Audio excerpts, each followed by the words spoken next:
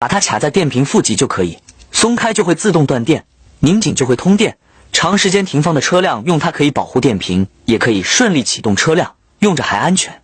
这是一个电瓶断电开关，把它卡在电瓶负极就可以，松开就会自动断电，拧紧就会通电。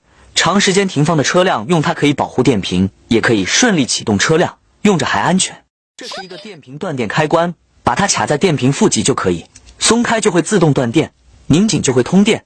长时间停放的车辆用它可以保护电瓶，也可以顺利启动车辆，用着还安全。